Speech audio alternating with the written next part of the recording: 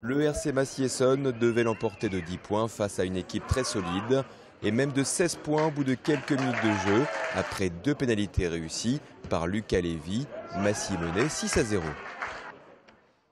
La botte de Ike ramène très vite Massy à 6-3 avant que la machine massicoise ne se mette en route. Meadji Tidjini ponctue ensuite un très beau mouvement des Essonniens. Massy prend l'avantage et conserve toutes ses chances de qualification en menant 10-6. À 12 minutes de la pause, Bakary Meïté est à la conclusion d'une progression territoriale orchestrée par les lignes avant. Pour son grand retour après une longue convalescence, le capitaine massicois inscrit un essai qui remet les deux équipes à égalité sur l'ensemble des 2 matchs avant que Ike ne donne 2 points de plus à son équipe, 17-6, 11 points d'avance qui qualifie provisoirement les Essonniens. La mi-temps est ensuite sifflée sur la marque de 20-6 à la suite d'une nouvelle pénalité transformée par Ike. Massy vient d'infliger un 20-0 à son adversaire.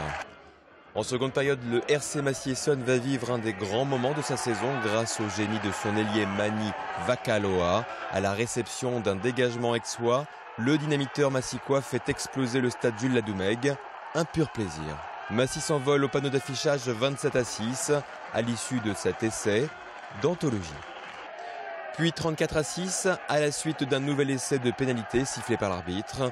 34 points de suite. Massy ne pouvait espérer match aussi abouti. Le groupe d'Olivier Nié et de Victor Didébulidze s'impose de 20 points et se qualifie pour les demi-finales. 2 matchs face à Tyros pour s'offrir une remontée en Pro D2 tout juste un an après avoir quitté l'antichambre de l'élite. Massy est aux portes de son bonheur. La voie est toute tracée, même si elle est encore longue et semée d'embûches.